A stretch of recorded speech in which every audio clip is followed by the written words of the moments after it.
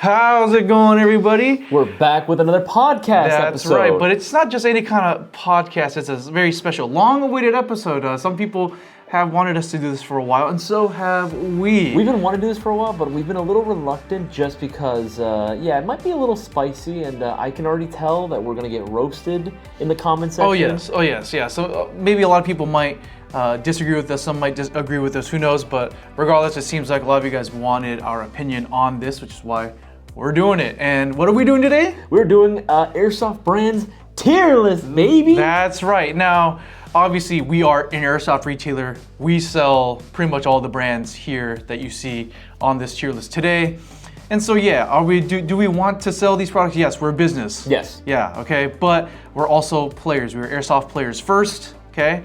And we have our own personal experiences, whether it's through working here at GI or we have personal experiences out on the field. Or out on the field, out in the wild type of deal. You know, we have our own set of experiences. So these are our personal opinions. So if you disagree with us, and let's say like you love one brand, you love it to death, and maybe we don't rate it super well. Don't take that personally. Don't take it personally. We're not saying that the whole thing is trash. It's just like, or it's bad or whatever. We're just saying that it's our own personal experience. Again, you might have a different experience. Our own opinion, just an opinion. That's right. Bro. Yeah. Again, so if you want to disagree with us, by all means, feel free to go ahead and do so. Let us know your favorite brands in the comment section as well. But this is our list, all right?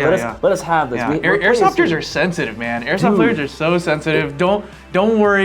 You're not personally attacking your brand. Okay, like you might be disappointed. You could disagree with us. That's fine. Okay, but our intent is not to offend you, even though it most likely will, because y'all Airsofters very sensitive. Everyone likes to complain about like snowflakes and stuff when it's Airsofters, man. Yeah. I mean, hey, we're all special. Okay. Yeah, there you go. You're right. I just try to center this correctly. Come on. Why don't we go over the different tiers? Yes, yeah. So far. So what are we working with today, Boaz? All right. So today we got at the top of the list. It's going to be S tier, of course. S tier. All right. Need I say more? Okay. It's S. Best of the best, cream of the crop. You love it. You know it. Okay. Now the next tier is going to be amazing. A is for amazing. It's amazing, bro. This, there's nothing wrong with it. It's stellar. Maybe it's like not enough to get to the S tier, It doesn't quite meet the cut. And then for B is for best, bro. It's best. It's the best, bro. Don't worry, bro. It's best. You gotta have a Turkish salesman selling it to you. Yeah. That's right. Okay, and it's I. Okay, the C is it's I. C tier, right? It's I. There's nothing wrong with it. It's all right. It's I.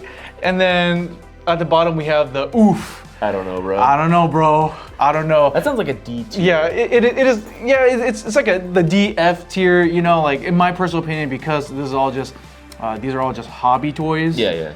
I'm of the belief that there's no such thing as a truly like a bad airsoft gun, or airsoft brand or whatever. It's just it might be bad for you.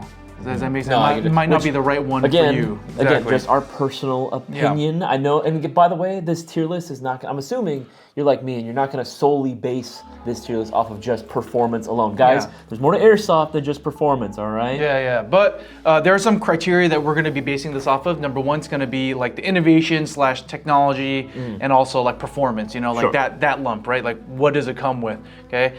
The popularity and the history of the brand. That we'll take that into account as well. How long has this brand been around, and also how popular is it? How often do we see it out in the wild at the field? Okay. Affordability, of course. We're all about saving the money. As much money as possible. Exactly. Cutting as many corners as possible to shave off a couple bucks or so. All right. Affordability. Do these brands sell their products at a reasonable price? Okay. And then also platforms. What do they offer? What do these brands offer? Are they all just gonna make M4s only? Who knows? I don't know. But I think that's more like variety. Correct. Yeah. So those are going to be the criteria that we're going to judge it off of to rank him on this list. Okay. Will we be wrong? I don't know, man. Probably not. Just saying. Probably not. We have a lot of experience between the both of us. Yeah, we've seen thousands of airsoft guns. Okay, but will you agree with our opinions? Probably not. 50-50. Yeah, probably not. 50-50. I'm gonna say no. Okay. Yeah, but there's our criteria. At the end of the day, if you love the brand of airsoft gun that you own and you run and it's the best for you, by all means, go for it, man. Absolutely. Yeah, 100% with And you if there. this list really offends you, by all means, you are more than welcome to make your own gosh dang tier list, all right? But this is ours, so let us have this. We have our own opinions. Let us do this. Yep, okay. So these are not going to be every single Airsoft brand out there in existence that is on the GO website. This is actually pretty cut down. We are going to try and go for a part 2 if this does pretty well. If you guys like our opinions and you guys don't scream at us too much in the comments, maybe we'll go to part 2 and we'll add more brands, okay? Or your interaction in the comment section just means more engagement for us anyway. That's right. Okay, so in a semi-alphabetical order, we're going to start with the A's. We got Arcturus, number 1, Arcturus. You want to go first or you want me to go first? I mean, we're going to both put our input in, okay? Yeah, Arcturus. They came out the door swinging the home run straight out the gate. Arcturus, especially because they immediately were like, we're gonna give you some really great AKs right out of the box. What I like about Arcturus is that while they made it according to the criteria we have in terms of variety, they typically only offer like maybe 3 total like types of platforms, right? If we're including a PP19 as separate from an AK. But at the end of the day, too, in terms of performance and package, like what you get installed of the gun itself, Arcturus is basically second to none. Oh, 100%, 100%. Yeah, like the build quality of their AKs, probably one of the best out there. M4s too. M4s also have been slept on, but the M4s are fantastic as well, right? But like, you get a hand-checked quality control slip. Who does that, bro? Each gun that comes out of the box, some dude tested it to make sure that it works. Okay, the innovation, right? The micro switch trigger from the first generation. Now and then they did a collab with Perrin, right, with their ETUs, and now they have their own in-house. Their FE ETUs. The FE ETUs, the fact their partnership with Gate as well, with their Trinity, I think is even though I think it's a little over-engineered, I do like that they are pushing the envelope. 100%. Yeah, dude. And then also things like the quality of the gearboxes, everything inside of it is very, very well shimmed, very well lubed, might I add. Right, it's greased up just the right amount. And then the Type 4 inner barrel. And let's not forget about the game-changing, the modernized rotary saw hop-up unit for the AKs. Good. Yeah, it makes their hop-up so nice. And I think their inner barrels are steel, 6.02 steel. 602 Type 4 inner barrels. RI QPQ coated, and their bookings are really nice too. Like we can go on this whole on and on. All right, they tick all the boxes for like the innovation, the performance, okay, and like a lot of the goodies that come out of the box. Let me tell you, they give you a lot of goodies out of the box, okay? We're talking fridge magnets and coasters, all right? It's pretty funny. Yeah, it is pretty funny, yeah. All right, now is it S tier? Wait, hold on. But the next category is popularity and history, right? History, they're new. They're new. New kids on the block, but let me tell you. What does it say about a brand, though, for it to be only out for several years and for it to garner this much of a following and a reputation? Swinging. They came out swinging out the door, okay? All right, and then popularity, I mean, I think that this is where it kind of drops out. A lot of people talk about Arcturus. I don't see a whole ton of people running Arcturus. That's actually a good. I mean, I think that has to do more than anything with their price point. A lot of their guns, while some of them can be affordable, like their LWTs, the ones that are getting the most hype are definitely going to be a little bit more on the expensive side. So maybe but even their old generation AKs, I think that like they're priced pretty well for what they are. Oh no, they're perfect. But we just don't see, we don't see a lot of these cool AKs and stuff that they make out there. Like not as much as some of these other brands out there, unfortunately. So I think as far as like the popularity, it's a little, but affordability. I think affordability for me, like I said, right, the original old AKs that they came out with the sleek, modern M-LOK rails and stuff that look fantastic. I think they're priced very appropriately. And then their new player packages like the LWTs, right? They are one of the best deals you can go with in Airsoft right now. They're up there at the top. I definitely will say that Arcturus, again, while they don't have many variety in terms of platforms that they cover, the variety is also going to be available for different player or like I guess entry levels, right? You have everything from beginner, everything to a mid-tier to that experienced player. They have all their bases covered. Like even their Cat series, they're versatile. Like under $300 is really well doable. Yeah, it's very it is. I'd say they're very fair, and so. This might change. This might change, but I will say this: all things into account, I think they're very much like low S tier, high A tier. You know what? I was actually gonna put it in A, but I'm glad you put it in S tier because you're right. It's like somewhere in the middle.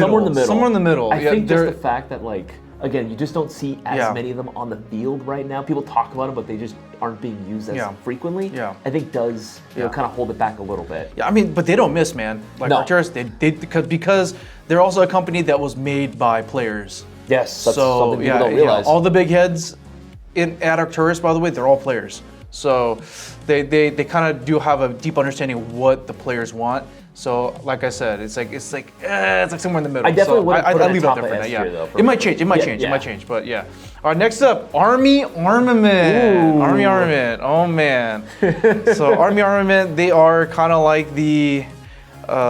They're known for their high kappas. All right, they're known for the high kappas, and they actually OEM for a lot of different companies actually out there. Yeah, there are so Yeah. many companies, even though they're not everyone's go-to, a lot of times when a company comes out with a new model, a lot of times they'll have to go through Army, not just for gas blowback cell, but also for some AEGs too. Yeah. But they're well known for their gas blowbacks. That's the all thing right? there. Especially their high kappas.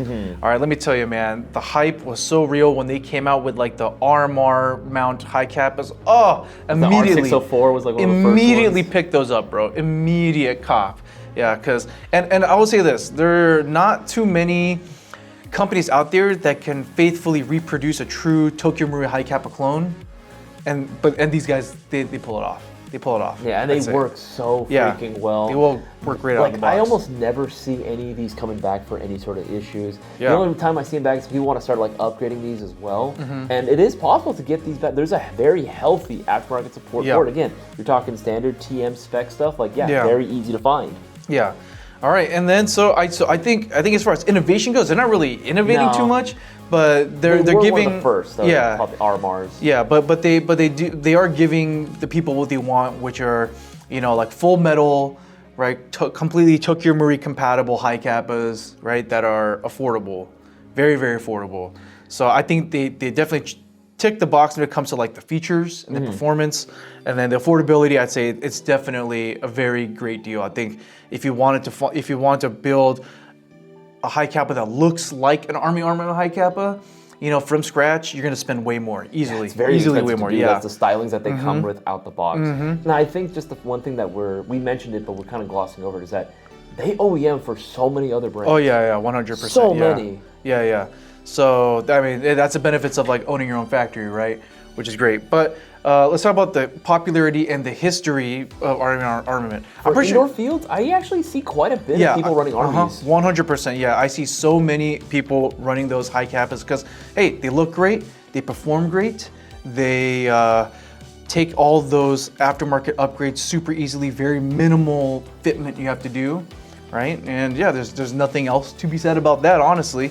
Now, I think at this point it's just a matter of like, again, like where do you feel comfortable putting it? Because honestly, looking at the entire criteria, for me, I don't know about you, for me, I'm comfortable putting it honestly like maybe amazing. Amazing, bro. Amazing, yeah. Army Armament is like one of the greatest gifts to Airsoft. Okay, it's up there. No, it's up there because without Army, right? Then you have to go with like other brands that like might not give you the best like aftermarket ready high kappa, or you have to go Tokyo Marui, which is like super expensive, So I'd say it's one of the greatest gifts. Again, this sort of ranking might change in the future as we go on, but right now I'd say I have to agree with that. I think putting it right at amazing is probably best. Again, solid A tier, solid. How much they make for other brands too. Yeah. If someone tells me, hey, I need a high kappa thing, I'm going Army Armament, I'd be like, that's right. That's one of the best ways to go for a high. Of course, yeah.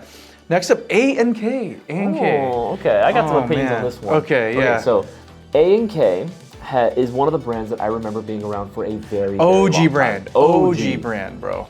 Yeah, they've been around almost from the start, man. Like they've been around for such a long time. They've come out with so many cool airsoft guns. Yeah, and not just so many cool they're not ones. one of those brands that solely makes just ARs or M4s. They have so much variety in their collection, right? Everything from, again, your standard rifles to LMGs, even some SMGs. I remember them making in the past as well.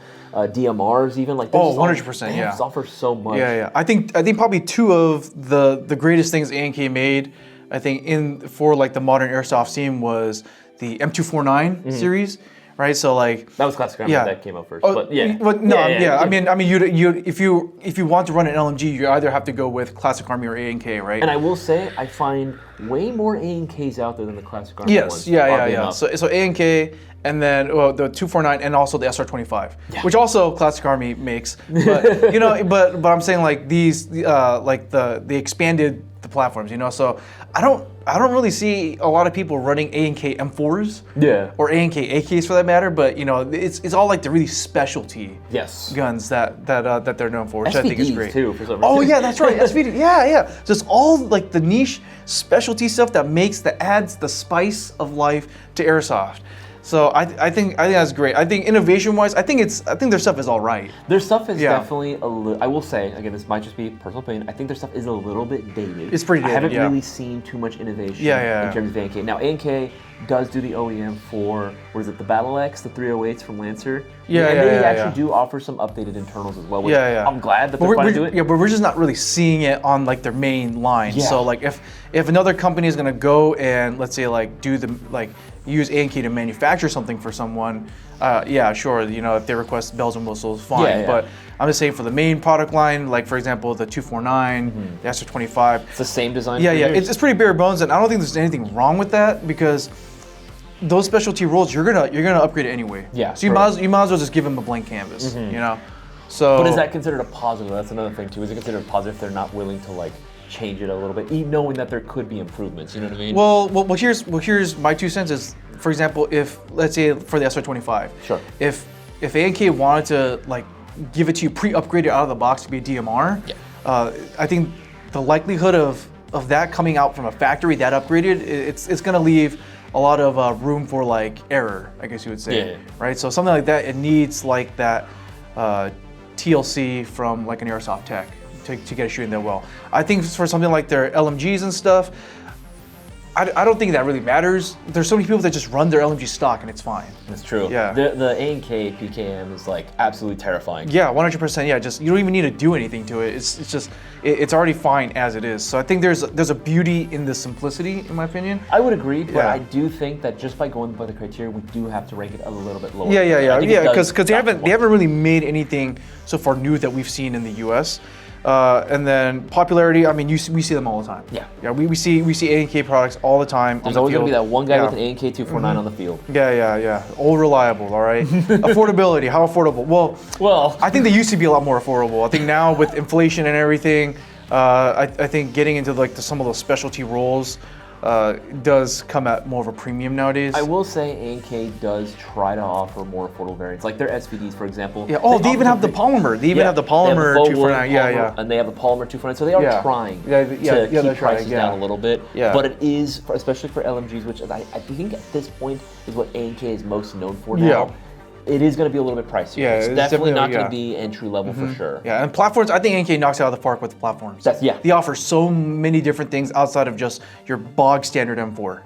So, I would say this. I would say if you have the cash, I'd say it's pretty up there. I'd say best, bro. Yeah, but I think because I mean, unfortunately, just due to circumstances outside of just A&K, you know, just with like inflation and everything happening in the U.S., things are getting more expensive.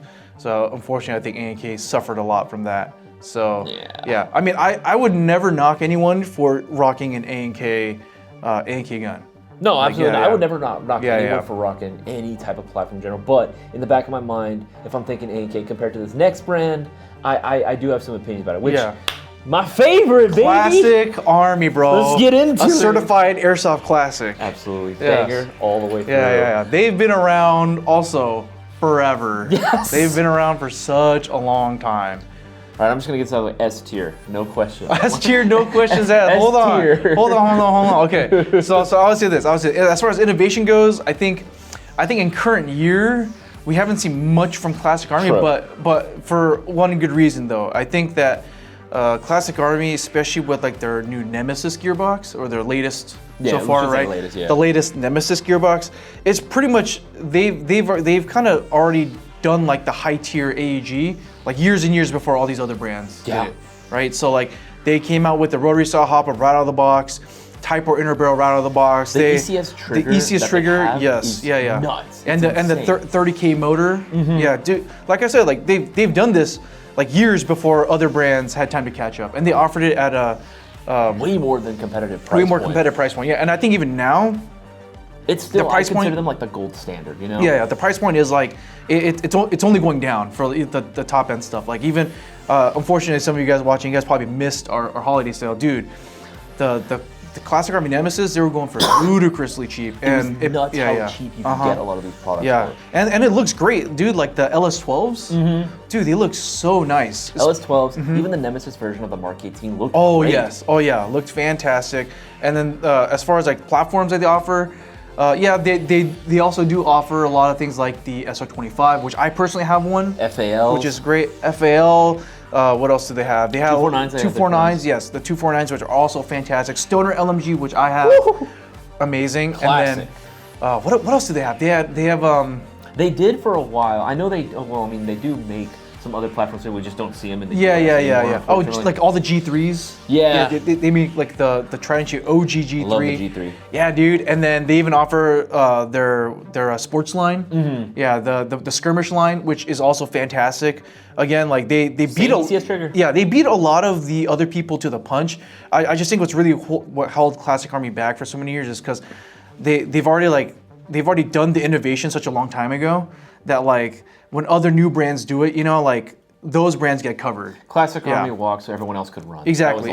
Exactly. Yeah. So I think that's the only unfortunate part. They did it so much longer before everyone else did. In terms of like technology, like they were able to come up with all this stuff way before. Like, And I genuinely believe that brands like LT, especially with their Gen 2 and Classic Army, when they came out with their skirmish line, it really changed the game for everyone. Yeah. That's why I hold them in such a high pedestal. I own several Classic Army guns, honestly. So I would say this, if it wasn't for Classic Army doing this, I think a lot of... I was, you know what? I want to do that, but do you think, just playing devil's advocate here, I want to put it in S tier, but do you think because of the lack of innovation currently, do you think what else can they do?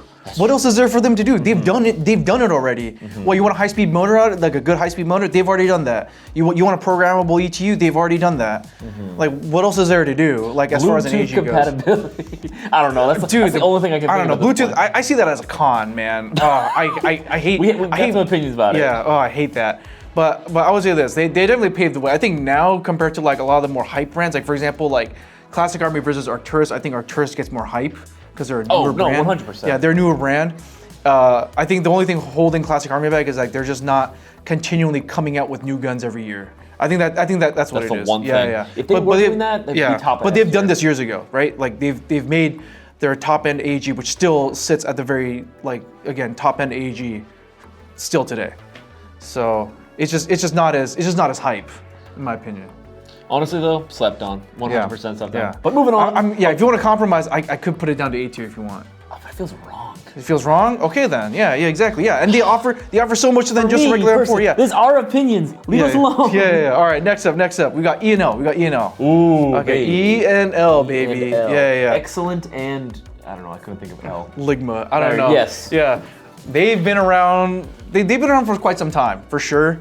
And as far as popularity goes, I think we do see a decent amount. I've seen a good amount. Yeah, I've seen a good amount. Mostly in the Milsim sector. Yeah, where you see like so many Rust 4 dudes rocking because they didn't want to spend the money for LCT, so they'll typically go Yeah. And hey, like we've held LCT, we've held E&L, right? We've used both of them. I would say they're very much on par with each other. Yes. Like they feel absolutely rock solid. And one thing I love about E&L is also just like Arcturus, like there's some dude that like signs off. They give you a little certificate saying, hey, this gun was tested before it shipped to you, which I think is fantastic. I think even the way the gun is packaged out of the box is nice. It's gorgeous, yeah. And as far as like the performance innovation, I mean, most of it's like bog standard, I think.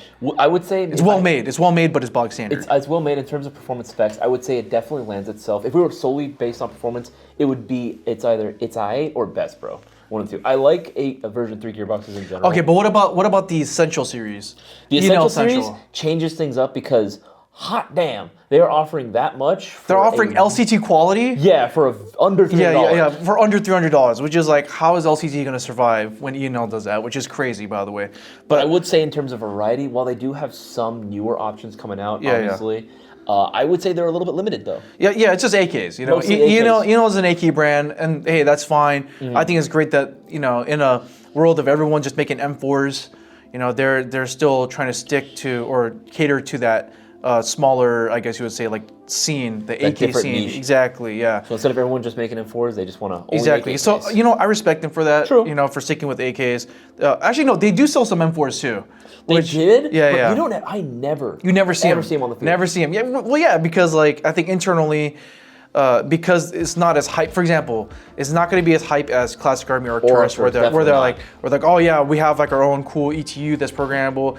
Like, no, you're going to get some pretty standard stuff, but it's well made. Like it's not as hype. I've always said like, because again, for those that don't know, same distributor for Arcturus and Yeah. I've always wanted Arcturus internals, but in an E&L body. Yeah, that's my dream. Yeah, more of that classic aesthetic with the wood. Yeah. I'm gonna have a hard time putting. For me, I'm gonna put it in. I'm gonna say it. I'm gonna put it in Best Bro above A&K. I definitely think it's above A&K. You know what? Yeah. We'll park it there for now. Okay, and we have Elite Force. Elite Force. Oh man, they're so huge, man. They make so much stuff. It's crazy. And that's just like Airsoft side. We're not even getting into like the air gun side, like the stuff. Dude, that's a whole other. It's a whole other thing. Yeah. It's crazy how much. Elite Force has been around for a long time too. I know some people don't always regard them as like an old brand, but they are, I would say, a little bit older for sure. Yeah. They've been around for quite some time as well. I think they really try to shake up the. I remember back in the day they were trying to create that carve their space into like the like beginner tier airsoft gun, but it punches above its weight type of deal. Yeah. So it's definitely more of that like middle. They came out with that middle tier of airsoft gun, which I thought was great for the community. And then now, I think the way I see Elite Force is like they're all about like the licensing now. It's just like Thanos collecting all the Infinity Stones. Yeah. They're collecting all those Infinity Stones. So now they have like the Elite Force Glock, the Humorex Glocks, which are HK, OEM. they still have those. By HK. I think those are the two biggest. I think those are the two biggest. Glock and HK, yeah. Which I think are good. And they also make a bunch of licensed guns that are kind of slept on, like the Smith & Wesson MMP. Yeah, the MMP Performance Center too. Like, but both of them are actually really nice. Yeah. And they get completely slept on. And what else? The Walther PPQ was pretty good. I've owned it for a while. Yeah. And even when they have like say brands like KWA OEMing a gun for them, it'll still have the Elite Force like logo there. So they're still making money either way. Yeah. Okay, but I would say yeah, we do see Elite Force all over the place, obviously, because hey, if you want to get an MP7 in the US, gotta be Elite Force. You want a 416 in the US. Gotta be Elite Force. A Glock? A Glock, yeah. You gotta have, stores will only really sell Elite Force now. I mean, legally, you kind of have to. Right. So, but as far as the affordability goes, I haven't really seen. I haven't really seen too many affordable Elite Force guns. Dude, have you seen how much the 416A5 costs now? Yeah, no, that's ridiculous. It's ludicrous, bro. Or even the Elite Force Glock. I mean, as nice as it is. It's still It is on the pricier almost like $200. Yeah. It is on the pricier end in terms of like pistols go. Again, I mean, because you're paying for the license. You're paying for the license. Yeah. A solid gasoline pistol can easily run like minimum like $100 to about $150. Yeah. I'd say you have like a good amount of options, but Glocks don't even start until you get the 170, 180. You know what I'm saying? Like when we have players come up to us and be like, hey, like, I'm in the market for an airsoft pistol, and then if their budget is like 150 or less, they ain't getting any Glock. Always armament. Yeah, I'll just be like, yes, get the Army armament. They're great, especially for the money. Great value in like parts and what you get for it. It's not until they're like, oh yeah, I specifically want an airsoft Glock and I have like $200 at my disposal. Yeah, no, not too many people say that. At that point, I'll be like, okay, cool. But you know what's funny? Even though that's the case, I still see, no matter what field we go to, there will always be someone running the Elite Force Glock. There's always going to be a few that and the 416. And the 416. And the 416. It's everywhere, yeah. And the platform-wise, I mean, they knock it out of the park. They make a ton of platforms, They have a lot of different stuff under their belt. And I would say, one thing we're forgetting, innovation. Because they actually have come out recently with their iTrace. iTrace. Well, it's not anything new. But it's new to them. It's new to them. They're trying to offer it. Yeah. I like that they're doing that. I like they're trying to offer something different as well, or at least something more bang for your buck. Yeah. Oh, and they also tried to come out with that semi-automatic gas shotgun, the tri-shot. Yes. Which was, I thought that was a really cool step in the right direction. But I will say this. Now, Elite Force, please don't be mad. It gets an S. You know why? Why? M3 Moz. Oh, hell yeah, baby. Oh shoot. Okay. All right. Raise it up a little bit. No, but hold on. Elite Force, if you're watching this, please don't take this personally. I'm saying this out of love. All right, but your original made guns don't look that cool. I'm just gonna say it. Yeah. It doesn't look that cool. No, I think even they know. Your guys' licenses are way cooler. So if you're gonna come out with a new technology like iTrace, honestly, I think it'll be better suited for like, let's say the 416 or like the MP7 or you know what I'm saying, like those licensed guns. iTrace MP7 would be pretty sick. That would be pretty sick. You know what I'm saying? Like, and I think it would. Adding that new feature would kind of help justify the higher costs that they're going for right now. But I don't know, man. I think it's really tough because like. Would you say Would you say it's higher than A&K? That'll be a mark. Okay, it's higher than A&K. Okay, yeah, it's higher than A&K because they have more licenses and they do come out with some really cool. They're still coming out with cool stuff. Like they came out with the MG4, the HK MG4. Well, but they're just the Elite Force 416. We are forgetting they do have the competition version. Yeah, which is pretty solid too. But even then, for what it is, like I said, because the licensing fees are so expensive. Yeah. It's just the cost of the gun. Like it just costs so much. I mean, they're great for what they are, but. At those prices, like, you know, it's hard to justify. It really comes at a premium. So I think that's what's kind of holding it back from A tier, in my opinion. Especially because a lot of times, even when I see guys, and you know this, every time we see someone who runs, the 416, immediately they would just check it in for like, hey, can I get these upgrade parts? Okay. There's still things you have to do to it. Yeah. So I'd say it's holding it. Hey, you guys make cool guns. They're great, but. In my opinion, I think they're like they do come at a premium. And that's a still respectable rank. Yeah. That's still good. Yeah. All right, next. Everyone's probably been holding their breath for this one. Lancer Tactical. Okay, so if this was when I was first getting into Airsoft, I'd immediately go, I don't know, bro. Sure. The Gem ones. That's understandable why. Yeah, but I would say this. Lancer Tactical was not around when I was getting into Airsoft. Okay. So if Lancer Tactical was around when I was getting into Airsoft, I probably would have gone with the Gen 2. Just because it had the Type 4 inner barrel and the rotary hop-up, which those were mods I had to install on my own. Everyone seems to forget that. Yeah, there was a time when that was I had to buy the rotary hop-up unit, I had to buy an upgraded bucking, and I had to buy a Type 4 barrel. Yeah, the only two companies that were offering what they were offering, at the time. And I had to buy a battery. Yeah, it was Classic Army and Lancer, 2017 and onward. They were the only two companies that were offering that for guns that were less than $200. Exactly, yeah. So I probably would have gone with the Gen 2. Same. Yeah.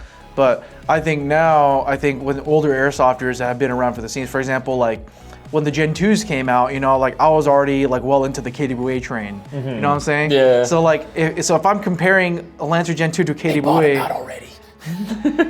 if I was comparing my KWA to a Lancer Gen 2, of course I'd be like, yo, this thing's like not that great, But that's not for an airsofter like me. It's for the 13-year-old me who had like a little bit over $100. Trying to get into Airsoft, and I think they offer so much. But now it's not just the Gen 2s.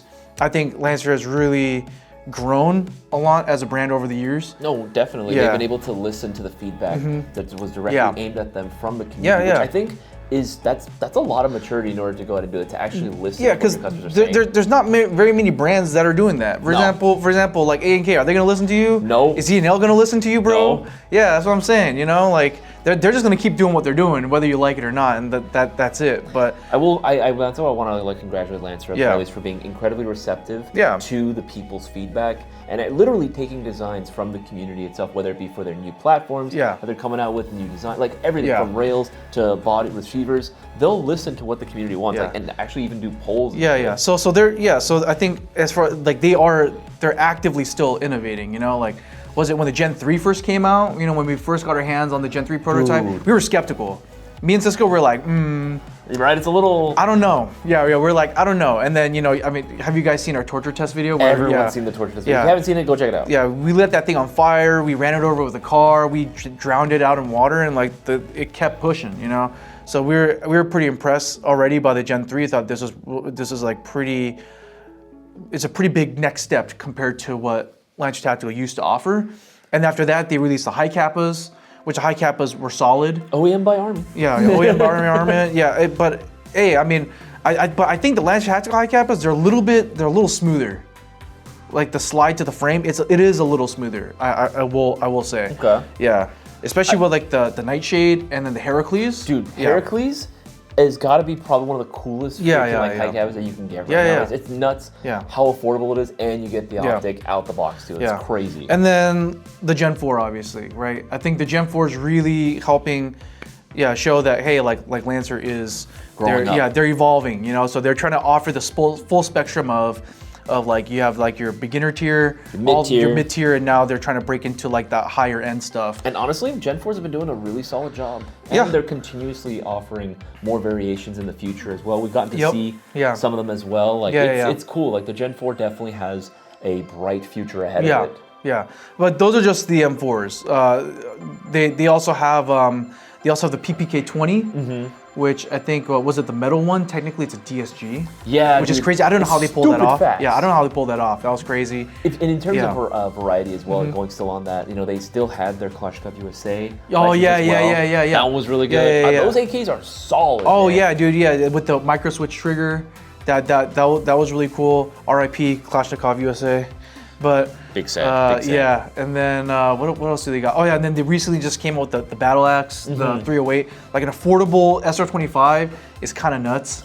Yeah, especially with the version 2.5 gearbox, you're getting a true SR25 gearbox, which is fantastic value. So I think they are checking off a lot of the boxes. I just think the only thing, for me, my only hang up with Lance Tactical right now is that they're very much on the board of high kappa M4.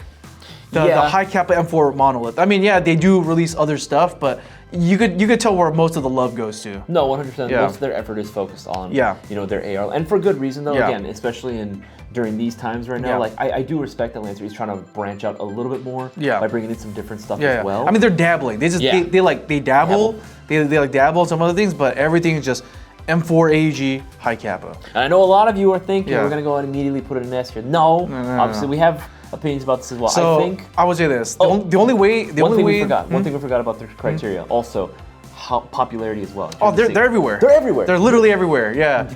From the Speed QB arenas. To outdoors. To the Milsim events, bro. They're everywhere. They're literally everywhere.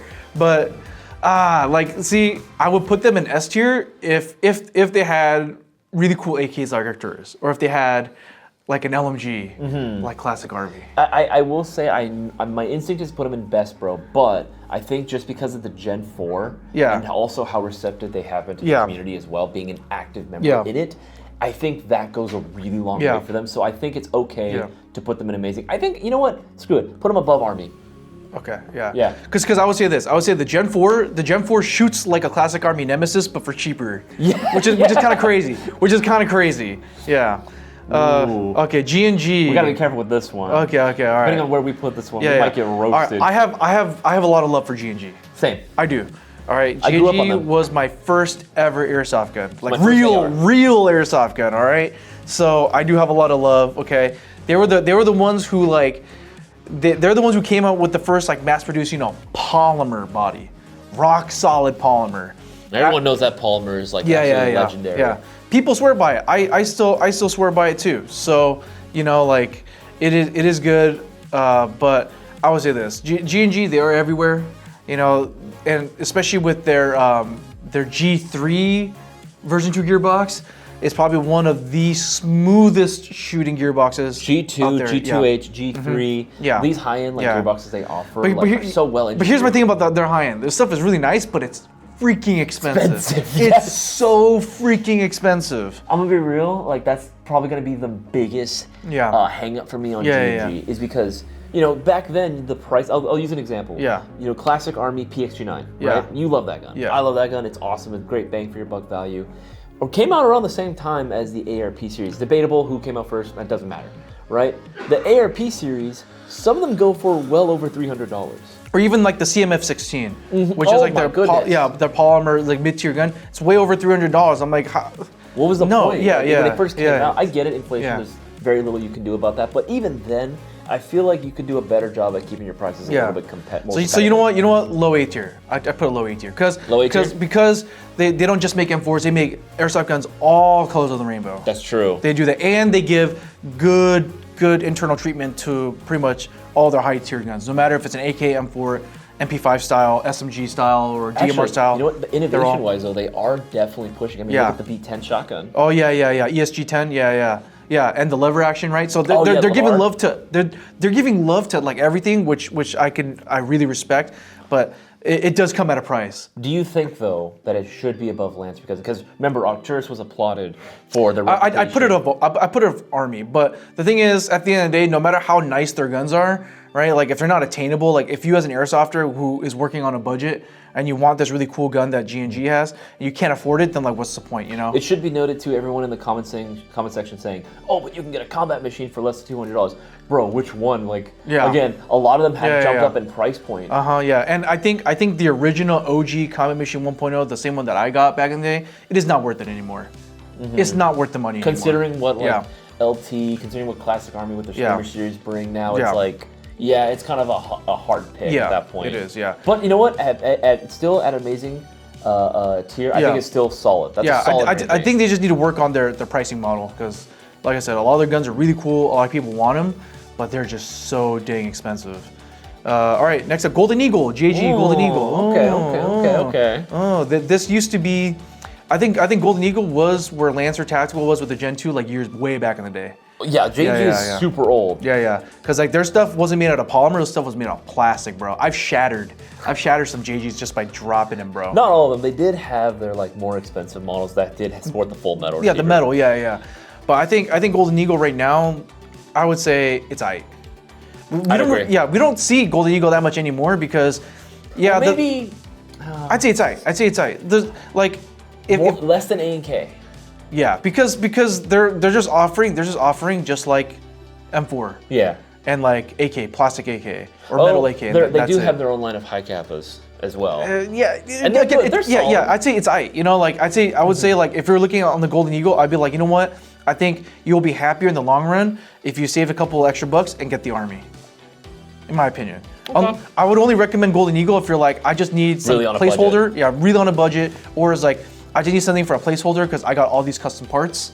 Everything on this is going to change. But go for the Golden Eagle. And I want to applaud them for variety, but at the same time, you know, their gas blowbacks that they're offering are also like the older Western arm system, which I can't in good conscience recommend to like people not anymore. As a viable option on the field. Anymore. So, all right, next up, Specna. The tragedy. Okay. The tragedy of Darth Specna, the Wise. Oh my goodness. Oh man. Okay, I'm gonna be real. I think it's only fair, despite how we feel about the recent business decisions, I think it's only fair, right? I'll try to keep it quick, if we put them alongside Lancer, because again, they come from the same place. It's coming from the same place. Yeah, they actually had good marketing behind their products, and they sold a lot, you know, in Europe and stuff, and they really cemented themselves, and that reputation carried over into the U.S. But yeah, I mean, but the sad reality is, there's a reason why Specna closed down in the U.S. It's because they couldn't afford to stay open, man. Like, you know, the Specnas weren't selling in the U.S. Even though everyone on the internet is talking about how amazing Specna is, no one was buying them in the U.S. And don't get me wrong. Yeah. Again, Lancer all the Lance Tacticals and the Specna arms, they're solid, man. Yeah. They work great. No, I played with the Edge 2.0. They're solid guns. I would say the Edge 2.0s are kind of where the Gen 4s are at now. Yeah. That's also. There isn't anything that Specna's doing that's exclusive to Specna that Lancer hasn't already done or is currently in the works of doing. Yeah. So I would say it's just a Polish Lancer Tactical, in my opinion. I know that might piss some people off. It definitely gets a little bit more points in terms of popularity. How much the marketing was fantastic. The marketing was great. Yeah, I think if you're an airsoft brand trying to grow, you should take a page out of Specna's book. And I think that European sort of market really helped them as like ooh, European brand, fancy, right? Yeah, but we all saw what happened. Everyone was like, hey, bring Specna to the U.S. and they did, and no one bought them. Unfortunately. Yeah. Another tragedy of Crytek. Crytek. Love how he. Oh my goodness. Yeah. All this. Another tragedy. Yeah, another tragedy. I think Crytek was, man. I think Crytek, in my opinion, they were like the KWA killer back in the day. Yeah. They were the KWA killer. Yeah, because like they were coming out with like the same cool like high quality full metal AUG, but this time it had an ETU. Back when like ETUs out of the box was like very hard to come by. Crytek's, Yeah. I definitely remember the hype that they used to Yeah. get, especially like early Yeah. to mid 2010s, dude. They were everywhere, man. Yeah. Like, and even to this day, I will say that you will Yeah. still find people still rocking Crytek. Yeah. Because if I remember correctly, Crytek came out with like their was it the Trident? Yeah, Trident, or Trident the, series was yeah, their Trident one. series, yeah. With the key mod rail, that was like the hottest thing around to get, especially with how the receiver was designed. The key mod handguard was clean, and KW actually shortly afterwards they came out with the key mod, their key Yeah. mod M4s, and no one remembers those anymore. Nope. We remember Crytek, right? Even with the key mod, every time I think of Crytek, I think of key mod, right? But no one remembers the KWA ones anymore. You know, and that's the reason why is because, in my opinion, I think Crytek, they're coming after K-Dubs, bro. They stole they're their coming thunder. after, yeah, but something happened. Something happened with them, bro. They were everywhere. They were kind of like Arcturus back in the day. They were like the rising star, I guess, as a manufacturer. They were everywhere. Affordability, I'd say for what you get, it was a pretty good deal. They also was a did pretty try good to deal, offer, yeah. what was it, their like Alpha series, which was a Yeah, little more affordable. exactly, yeah. And then platform-wise, they just made M4s. That's it. Yeah. Yeah. Oh, and they made the LMG, but a lot of fields ended up not allowing you to And use the Chris it. Vector. Yeah. Oh, that's right. I would, honestly, that's the Chris the thing, Vector. though. That's But right. The Chris Vector. As far as I can tell, everyone that's owned the Crytek Chris Vector has always had like something negative to say. The AG or the gas blowback? AG. Okay. AG version. That was the first I think one. the gas blowback. I've heard a lot of good things about it. Good though. things about that one, Yeah. but the AG version, nah. Yeah. There was a lot of negativity Yeah. when it came out. But their mainline M4s, again, I don't think they're necessarily offering us anything new past that point. No. In my opinion. In my eyes, Yeah. Crytek is very much like that rising star in high school that didn't Yeah, really. yeah. He was a jock in high school. Yeah. That after they graduated, something happened. I would put them at best, bro. I would Or actually. you'll say it's aight? No, I'd say best bro for sure. It definitely, with how Yeah. well they're made. But I'll be honest, I think I would much rather put A and K higher, Okay. just because of the variety alone. Okay. Yeah. You know what? I agree with that. Think okay, about it. Yeah. How many A and Ks that you find Yeah. on the field versus how many Crytek's, Yeah, yeah. especially in the Milsim scene? That's true. Not too many people are That's rocking true, that's true, Crytek's that's true, anymore. that's true. Get away. We all know. We all know. We all know. Okay.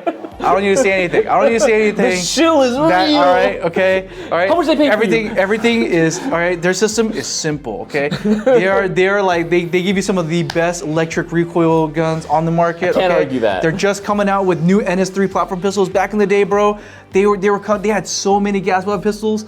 It was insane, bro. A kid with MP7, old ass airsoft gun. But you gotta ask yourself this: how many KWAs do you see on the field, though? Well, I see them all the time. Really? I see them all the time. Really? Yeah, I see them all the okay, time. not your own. I see them most of the time. Okay, Most of the there time. we go. Most of the time. All right. The T6, are also the QRF series. QRF is go. Goated with the sauce. All right. The variable FPS. They're like quick change spring. No, don't change the spring. Just do it, and that's it, you're dude. lower, yeah. Oh my goodness. Okay. And then they were experimenting with like the Mutant series with the Ronin 47. TK47. The freaking. Remember the Iris for? Yeah, exactly. The KW originals. All right, trying to make things more affordable, more CQB oriented. Which I appreciate KW doing. They didn't have to, but all I right, think that was they the right even move. added aftermarket like ETU compatibility. Okay, with even the recoils with the T10. Okay, so they're doing all of that, bro. They got the LM4D. I they got appreciate the, them for listening to the community. Exactly. That was, all right. Again, Yeah. you're doing that, you're in the right Yeah. spot. All right, everyone is trying to get hyped to chase after some arbitrary trigger response, a rate of fire number. Okay, you just plug a battery to a KWA. It's You're gonna done. treat you right. Okay, and finally, I think for me, the reason why it's S tier is because they got contracts, baby. Their guns are not just meant for players. They're out there, Supplying for law enforcement and military. Okay, so whichever they say, hey, all these wars happening. Whose side are you on? I'm not on any side. I'm on the side of the military-industrial complex. Okay, and KWA is part of that. Okay, so even their F90, the gas blowback AUG, which is Lithgow F90. fantastic, right? So right, yeah, good. that's a training rifle for the Australian military. They literally supplied a whole country full of airsoft guns. Think about that, all right? S tier. Has to be S tier. I won't argue because you were gracious enough to put Classic Army up there. Yeah. So Yeah. I would mostly agree with that. Yeah. All right. Next up, LCT. TT. Ooh, all right, here's what I'm gonna do. I'm gonna put it in best bro. Whoa. Yeah. Whoa. I did it. Wait, no, I did it. no. I did it. Okay, I did hold it. on. I did it. Wait, hold on. Wait, let's break this down. LCT, the go-to for like external quality, and the sheer amount of variety of AKs and Eastern Bloc guns that they have. Because remember, LCT is not like E&L where they solely make a few M4s and mostly AKs. They make so many AKs, G3s, PP19s. You're gonna put them I don't know, bro. Yes. Okay, please elaborate for me, because this perplexes me. Because E&O, everything you said, external quality, E&O, in my opinion, is pretty much just about the same, but like more than half the price. It's way more attainable as an airSofter, okay? LCT does have a prestige though. If you show up with an LCT something, everyone will put respect on your name. I get it. Why? Because it's so damn expensive. Like you said, G3 and all the other stuff, Classic Army makes G3. It's solid, it's great, it's fantastic, okay?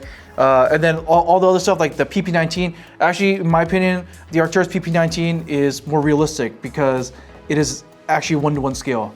The PP19 is not. Okay, but still, it's not. It's way too all right, low. And then internally, all right, it's as bare bones as it gets. It's as bare bones as it gets from everything. The only thing that they did recently was put a gate aster into it, which is okay, that's fine, but it jacks up the price even more. So you're gonna tell me the RPK 16 is worthy of being in D tier? You love the RPK 16. You cannot. No, I do love the RPK 16. It's fantastic, but I'm just saying. No. I think for how much LCT is going for it. Oh, what happened to the? Okay. For how much how much these guns are going for, it's pretty ludicrous in my opinion. Don't get me wrong. I'm not saying. I don't think there's anything wrong. I don't think there's anything wrong with someone running or liking LCT. I like LCT too. I think LCT is fantastic, but I'm just saying when it comes to like if you're on the market to get, like a Eastern Bloc AK style gun, is LCT going to be the first brand you recommend to people? I don't know about that, man. It's not even so much that them being the first or not. It's placing them lower than Golden Eagle. That doesn't sit right with me, dude. At the very least, it needs to be above Golden Eagle in its eye. You gotta admit. Do you have an RPK? Do you have any LCT guns? The list is already fucked up when you put KW above a lot more different brands, especially G&G. It's already fucked up. You know what? This is our list. Leave us alone. Do I own RPK? Yes, I do own an RPK. No, but do you own an LCT? No, not yet. Not yet. Okay. Not yet. Well, because I want that RPK 16. Well, it goes to show you when you're on the market for an Airsoft AK, was LCT the first brand you were looking at? Yes. Okay, I don't believe you. Yes, it was because I love the external. All right, where would you put this then? Where would you like to, yeah. I would just put it in its eye because eye? every point that you've made is correct. Yeah. Every point that he's made is 100% correct. But I cannot, in good conscience, put Golden Eagle above LCT considering the level of quality that. You know what? I'll say this. Okay, I'll say this. LCT, I agree with you. I might have to move it up to its height because of what we saw at MOA this year or this past year. Thank you. Yeah, so they're branching out, right? They're coming out with that cool like TP22 kind of thing that takes high kappa mags, Yes. which I think is pretty interesting with the TDC hop up, and then they have that really weird looking like modular micro AK. Which again is interesting. I think it's pretty sick. It's interesting, and then they have the lightweight aluminum M60E4. Dude, I could one hand. Yeah. So yeah, okay. So, but yeah, for me, my biggest gripe about LCT is just like I think it's so expensive to the point where like if you run one, then like again people will respect you. They're like, oh, this dude like he must love Airsoft. He must love his AK. Like he knows what he's talking about when he talks about Airsoft AKs. I get that, but I'm just saying like even for me personally, like when I'm on the market for like an AK, like LCT like to me is not first on the list for me. I just think that LCT, for as many things they do wrong, they do so much good as well. And again, just by going by our own criteria, which you helped curate, they check a lot of the boxes off. Variety being one of the biggest ones. Yeah, I guess. Okay, that's the best. But we agree. It's aight. We agree. So we're running Yeah. short on time, so let's go ahead and quickly shotgun style these. Okay, all right. Tokyo Marui. Tokyo Marui. I would say in the US, I would. Oh, this is controversial. I'm gonna put high B tier. High B tier. High B tier. High B tier. Okay. It's hard because I want to say you cannot run a stock Tokyo Marui in the US. You cannot. You can. It's just Okay, I feel bad because Classic Army got like so high for setting the standard. TM set the standard for everyone, and they're still coming out with so many variety. Yeah. Okay. All right. Just to appease the masses. There you go. I'm not there saying, you go. I wouldn't even be okay with amazing. There you go. There you go. All right. All right. I've yet to see anyone run. I've yet to see anyone running a stock Tokyo Marui recoil shock. All right. I've yet to see anyone running a bare bones stock Tokyo Marui MWS for longer than a year. Longer than a year. You have to leave it stock for a year, and you have to play with it often. It will. I guarantee you, things will break. Okay. I can't stand this. So after you finish, I'm gonna put my list down. No. Okay. All right. Okay. VFC. Where'd you put VFC? I'm gonna be real with you. I think I want to put VFC in Best Bro I'm gonna say it's a toss-up between E&L and VFC being at the top of Best Bro because again, the same things that you have an issue with LCT, I have an issue with VFC. Yeah, I agree. No, yeah, I agree. Yeah, I think VFC, their stuff is extremely expensive. I mean, but they are also the OEM for Elite Force, so it would make sense. It would make sense that they're because all the really cool Elite Force guns are made by VFC, right? Like the Glock, like MCX. the 416, the MCX, no, MCX is not made by Elite Force. It's not branded on Elite Force. But VFC. Yeah. But VFC makes the SIG MCX, right? VFC makes the P320. VFC makes the I said Glock already. But anyway, they make the 417 as well, the M110. The M110. Whew, right? Nice. Yeah. So they make some top tier airsoft guns. Yeah, but again, ludicrously expensive. And I think the features, and everyone kind of knows this. The VFC is like you're buying it because of the cool factor. Yeah. And they're very well built externally, but internally, you need to do stuff. You need to do stuff too. You can't. Yeah, they're a little bit outdated in terms of their internals. Yeah, you wouldn't be able to run it stock for too long. And the most updated ones are the most expensive too. Yeah, exactly. Yeah. So you know what? Yeah, same tier as Elite Force. It makes sense. Vorse. I'm gonna be real. I kind of want to put it in Amazing or Best Bro. I'm not gonna lie. I kind of want to. Here's why. Hear me out. Let me cook. Variety. Price point, availability. Yeah. What you get out of the box is also really good. The only reason I would say maybe not an Amazing and maybe a Best Bro is because you don't see too many of their pistols out there. Well, I think Vorsk is like just really slept on. Mm-hmm. I think people just don't understand what you're getting from Vorsk. Like Vorsk, they give you so much stuff out of the box. Like they give you accessories out of the box. They give you spare parts right out of the box. Which is very convenient. It's included right out of the box. And what else? Yeah. Well, you said sheer variety, right? They have so many different models of 1911, so many different variations of the high kappa. We're also considering Vorsk Raven. It's under this. It's the same thing. Same thing, yeah. Dude, yeah, they were one of the first companies to come up with an RMR, like red dot sight, like right out of the box, which is crazy. And it's like, and all these packages are well under $200. Not only that, we're seeing more and more innovation from them. Mm-hmm. You know, stuff like the VMP2. Yeah, the VMP1 is already pretty freaking sick as is. Now the VG1SX, like, it's my favorite SMG. Yeah. So you know what? Yeah, I think it's A tier. I think the only thing that's really holding it back is just not very popular in the US because I think a lot of people are sleeping on it. Yes. But I would say if you want, if you're on the market for a more unique pistol that's more suited to your taste, I'd say you have the highest probability of finding it through Vorsk. Yeah. In my opinion, yeah. WeTech. Ooh. What a trouble pass. What a trouble pass with WeTech. They've been around for so long. How have they been around for so long? I don't know how they've been around for so long, but they have. They've been around for so long. I've had so many WeTech guns too, and they've all committed sewer slide. I will say. Except my M4. My M4, I had a permanently broken bolt catch. That's the thing I was gonna notice. Like that's kind of a weird thing that you have to disclose. Like, by the way, as soon as you get this WeTech, bolt catch is immediately gonna break on you. It's that's not. No, it's weird because it's like it's everyone else who has a WeTech M4. They're like, oh yeah, my works great. It's perfect. It's great. No issue. Yeah, no issue. And then for me, like within a week, my bolt catch just like stopped working. I replaced it with a steel bolt catch, still didn't work. I put spacers, didn't work. I even put a new bolt carrier group. For some reason, like it just didn't work. Okay, but I would say performance-wise, I'd say they're pretty good. I'll be honest, I don't think their performance is that great. Well, no. Their pistol specifically. But pistol performance is. Yeah, it's not the best. I mean, they used to be really good back when we were able to sell like G series pistols that were not Glock branded, right? But I think after that, the whole Glock lawsuit thing, I think that's what really killed WeTech in the US, in my opinion. They're still around. Yeah. Don't get me wrong. Oh, but their AKs, their gas valve AKs That's are really the thing. good, though. Like that's the one thing. Like, It is really good though. It doesn't belong in D tier though. Yeah. Yeah. Yes. But no, yeah, but I mean, someone has to be here. I'm not saying it's terrible. I'm not saying it's terrible. I'm just saying That's true. I don't know, bro, because I don't know. It's is a tough 50-50. Yeah, if you get a WeTech, is it gonna treat you well? 50-50.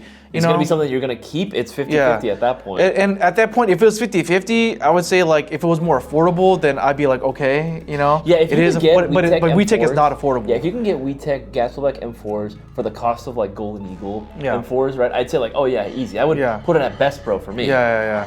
You know what I'm saying? Like the LM4, like for example, what you pay for like an open bolt M4, Gastelbeck M4. Right, like you're gonna have to drop upgrades into it anyway, and at that point you're already getting up to like the LM4D tier, or if you like trick it out for like reliability and performance, you're already at the MWS. Spec, You're already at the Marie tier anyway. So like at that point, you know. I think honestly, looking at this list, I feel pretty happy with it so far. Yeah. I agree with most of these. Just to make you happy. Here, I'll bring. I don't think it belongs there. I don't think it belongs there. Just to make you happy, boss. No. Let me do mine.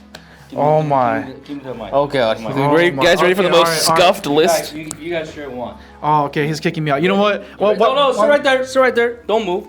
Sit right there. Here, we got. Oh my. We're gonna see Boss Man's tier list. We'll be right back. Our boss just invited himself into the podcast. This is insane. This list is. That's why you guys are best salesperson, I guess. I mean, that's why people think. I'll be honest with you. I'm gonna move it like this. What? What the hell? I'm gonna move it like this. What the hell? I'm gonna move it like this.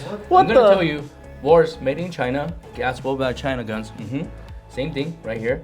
Very little innovation. This is almost a dead manufacturer. Okay.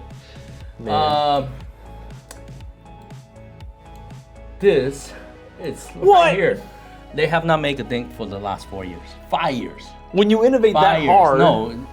We were helping them 2018, 2019, and after that they stopped because they stopped making new stuff, and it's very unfortunate. COVID happened. Okay, this I'll put it right here. What? The reason why I put it right here, look, they have one of the best exteriors. That's why Elite Force gun look good, but I will not put Elite Force up there because they have Cyma OEM, they have FJ OEM, they have many other different OEMs. Okay, they don't manufacture anything; they're just a brand. G&G, they actually innovate. You cannot say that. G&G actually but exactly. But they actually innovate. Look at their gearboxes. Look at the lever action guns. Look at what they tried to do with the high kappa, their own high kappa. and They're yet trying we to see make none of different those on the but field. you're No, I understand that, No, you but don't. we're You talking don't about understand. popularity, history.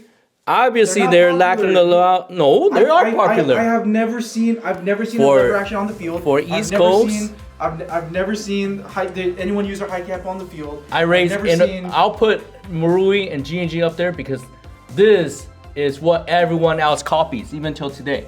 Okay? Yeah, that's why we put it up there. Who's copying? When they say, "Oh, NWS system," come on, bro. Yeah, it's the blueprint. high kappa. It's Yeah, blueprint. but then you don't see. No one original else on Tokyo that. Brewery. No, but see, this company, they make something original. Rest of the companies, no. They're coming out with their own stuff. They're high kappa. They don't use Marui high system. Rest of them, the manufacturer, I almost thumped the F words. Okay, LCT, Marui spec. A Taurus, Marui spec. Should we go even further? Army, Marui spec. Vorse wanna be Marui spec. They all want it to be Marui spec. But how many actual Tokyo Marui guns are there, like people using actively? Yeah, in the US? but like what we talked about, they're the blueprint, right? How are you gonna knock that off? If we don't have this, they just take it all down here. None of this will happen. That's what I'm saying. You have to see the innovation make sense. Okay? Yeah, but I'm talking about them, like their guns as a brand. You're talking about their blueprint. Yes, the blueprint is the foundation of Airsoft. I agree with you, but how many do you see any original Tokyo Marui AEGs being used on the field? You don't. But the argument point to you, and I hope you understand this, again, if there is no Tokyo Marui, there will be no Classic Army, G&G, IC, there will be none of this. It will just look like this. like everything else off. You understand what I mean? Without Tokimori being up there. Okay, all right, yeah. They are the designer of Airsoft, literally. I mean, we did put it up there for a reason. Exactly, but he's arguing with the G&G is almost the same. It's just their platform isn't as popular. But for the innovation point, you gotta give them that. Yeah, innovation. Okay. If this were solely based on innovation, this would be it. Yeah, but No, it's not. but innovation, popularity, they are a popular brand. Okay? Maybe you don't see it here, but if you take a look at all the East Coast store when they go visit and whatnot, a lot of them they don't carry any other high-end brands but G&G own, which is the truth. True, Okay. but I mean, they're also losing a lot of fields in that area too. No, the whole United States is losing because the affordability. Okay, now let's say, if I can put everything, I would actually put the legit innovators even under amazing. But they have a whole bunch of stuff. They go from their newest LTX competition to tendon cross to high kappa to your M4 to your AK to your PP19 or whatever's, right? But they're just like Elite Force. They see what other people are doing. They give them the design, or they give some idea to, let's say, hey, manufacturer, I would like to make this. Can you? Here's the specs. Can you make it for me? So I'll be honest with you. This is how I'm gonna rank it. It's almost dead. I mean, Elite Force just picked them up. I don't know if you guys know that, but what happened? Oh no, I was getting ready to go ahead and speak. I think if we're just solely based on like innovation, then yes. But I do think popularity. Sure, and popularity. But I think there is something more to be said also about price point, originality. How much stuff are we actually seeing actively being used on the field? And I think the list that we had was pretty solid, all things considered. Again, just innovation, yes, I get it. This would make sense, but there's a lot more than just innovation or performance, right? That's something we're arguing for. For Crytek, if they didn't come up with their new ETU, they might have been down here. Yeah, no, that I could agree with that. Because if they had stuck with their same design over and over again and not, made plans to do updated stuff, then I would even say, I don't know, bro. So if you take a look at all this, I mean, Army, they're mainly an OEM manufacturer. Yeah. Okay. So they take Lester, give me some idea. Maybe whoever give him idea, and they make it. Just like Combat Master, Pit Vipers. They made it, but it's not. They should get the credit, but they're not the one who give them the idea. Does that make sense? Yeah, at the end of the day, like again, a lot of the companies that you guys might see out there, a lot of them are going to be OEM by Army. That's just they're mostly known for baking everyone else's stuff, but I do think that puts them up pretty high in my opinion. Because again, just the fact that they're making such good quality stuff out there for a decent price. They're a very good OEM company. Yeah. Manufacturer. And I mean, Specna, the reason why I dropped it down a little bit, they have a lot of cross with Lancer, but other than M4, what else do you remember them? I know that Specna does have their AKs, but again, how popular they are, not really. You're more likely to find a Lancer AK, at least branded, than compared to like a Specna AK, right? I only put them there right next to Lancer because again, same OEM. Oh no, Yeah, I'm not right. saying they're not the same manufacturer, but Yeah. I'm just saying for variety, because one of the stuff is platform, right? We're talking about different platforms. KW is staying up here because No, KW needs to go. The KW needs to go higher. No, They they're need to still go higher. trying, but most of their brand guns are literally dead. That's their problem. They need to start. For some reason, they are kind of forgotten. People remember Crytek way more than KWA. Crytek was coined as KWA killed it, right? But guess what? KWA actually innovate past Crytek, but they can never bring their name back. I don't know if you guys remember that, because KWA has their own ETU, correct? Yeah.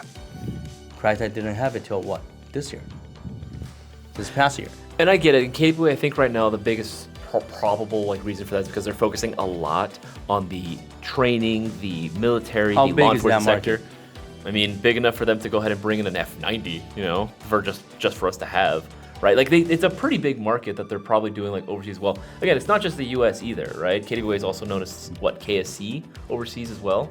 KSC's dead. But again, they're still bringing stuff in. Again, how do you explain the F90? That was in Australia, right? Well, then if that's the case, then we should put Classic Army right here. because they stop. Why are you hurting me? That hurts, dude. No, it hurts me more. It hurts me more. Bro. We're the one who thought about the Nemesis. We're the one who brought those up, but they stopped. You know, for a variety of reasons. Okay? Unfortunately. OCT, I guess it's right there. It's fine because they do. That's the one that he agrees with. They do make really cool gun, but their CEO told me they care about exterior more. I understand, but then their internal is just Lancer Gen 2. At least performance-wise, equivalent. It's going to be equivalent to it. If it's Lancer Gen 2 quality performance, why are you selling it for $400 and something? That's Does true. that make sense? Yeah, but I also don't see Lancer making. Fine. They have Gate now. You're right. Yeah, I just don't see Lancer putting out some of the other platforms that I also really like seeing. I haven't seen a Lancer M60, right? I know one probably existed, but no, they have the Lancer LT240, which they didn't make it, but they bought enough. They put their name enough on slap the logo on it. Right. I get it, but I just I like LCT for variety. That's the only reason why it's not in I don't know, bro, or it's in D tier because they offer a little bit more. You know. So actually, I put the Taurus up on Amazing because they're kind of like a forefront for. I think they make much better AKs than they say Cyma, Double Eagle, Double Bill, whatever D-Boys combined. Would you agree with that? I'd say yeah. And even better than LCT because their internals are just so much better. Yeah. Right? No, they have their own FE system. Man, you're shaking. You okay? No, yeah, I'm good. Yeah, but VFC outside of United States, they're actually very, very popular. I agree, but I'm talking stateside, man. I just don't see too many people that are rocking a VFC for the reason it's VFC. They're only going with Well, Elite Force Avalon is VFC. No, I know, but I don't see too many Avalons anymore at all.